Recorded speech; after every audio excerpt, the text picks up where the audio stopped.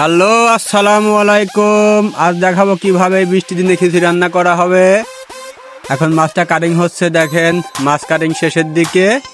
এখন বাটা ঘষার কাজ চলছে, ঠিক আছে। দেখেন ইতিমধ্যে আমার ওয়াইফ চলে আসছে বাসাতে। সে এখন ঠান্ডা পানি খেয়ে একটু রেস্ট নেবে হয়তো, ঠিক আছে। সে অনেক টায়ার্ড, কারণ সে জব করে। হ্যাঁ, সে আবার কিসের জব করে আপনারা শুনলে তো আরও অবাক হবেন। আসলে কিন্তু সে জব করে, আপনারা আবার কিছু মনে নেন না ভাই, আমি গরিব মানুষ। সে আসলে গার্মেন্টসে জব করে। দেখেন আমার স্ত্রী আসার সময় দেখেন কিছু গরুর মাংস এবং এই দেখেন কিছু আম নিয়ে আসছে এবং লেবু নিয়ে আসছে, ঠিক আছে। তো আম দেখে আমি আর লোভ সামলাইতে পারলাম না, আমি বললাম আম 3টা এখন কাটিং করো, ঠিক আছে।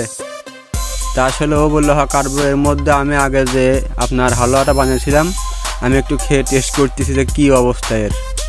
তা আসলে না খেয়ে দেখি অনেক মজা, তা ভালোই লাগলো আর কি।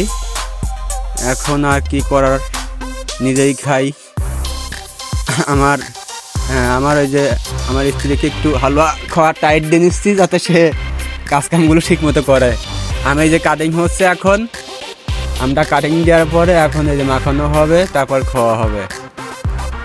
এদিকে এখন মাংসর কাটিং চলছে। মাংস কাটিংয়ের পর আমার মেয়ে বলতেছে আব্বু তুমি একটু খিচুড়ি রান্না করো। এখন এই যে আমি আবার গেছি খিচুড়ি পাকাইতে, ডালটা ভাজা হচ্ছে আর কি। এই যে এখন সমস্ত মশলাপাতি দিয়ে এটাকে এখন রান্না করব। বৃষ্টির দিনে খিচুড়ি খাওয়ার মজাটাই আলাদা। তা যাই হোক, অনেকদিন পর রান্না করতে গেছি, একটু 19-20 হবে, আপনারা আবার কিছু মনে নিয়েন না। তরকারি কালার দেখেই তো এখন আমার জিভে জল এসে যাচ্ছে। যাক, এর মধ্যে ইলিশ মাছ দেওয়া হচ্ছে। ইলিশ মাছটা দিয়ে সুন্দর করে ঢেকে দেব। ঢেকে দেওয়ার পর আবার লাস্টে খাওয়ার সময় ইলিশ মাছটা ওঠাবো। আপনারা একটু ওই মশলার মধ্যে ইলিশ মাছটা ভুনে নিয়েন, তাইলে খেতে অনেক স্বাদ লাগবে, ঠিক আছে। ইলিশ মাছ দেওয়া প্রায় শেষের দিকে। দেখেন কিভাবে ইলিশ মাছটা উপরে দিয়ে খিচুড়িটা রান্না করতে হয়। হয়তো অনেকেই জানেন, অনেকেই জানেন না, এক একজন এক একটা কোয়ালিটির ভাবে রান্না করে। এখন মাংসটাও রান্না করা হবে। বৃষ্টির দিন ইলিশ খিচুড়ি আর গরুর মাংস ভুনাও খেতে মজাই আলাদা। যাক, রান্নাটা হোক। সমস্ত মশলা একবারে কষিয়ে চুম্মাবতে একবারে চুলায় বসাবে। হ্যাঁ, মশলা দিয়ে মাখানোর কাজ শেষ, এখন পানি দেওয়া হচ্ছে। এখন এটা চুলায় দিয়ে দেওয়া হয়েছে। এদিকে খিচুড়ি কি অবস্থা দেখা হচ্ছে না, খিচুড়িটা ঠিকই আছে। মাংস প্রায় অর্ধেক রান্না শেষ, ভুনানোর কাজ চলতেছে।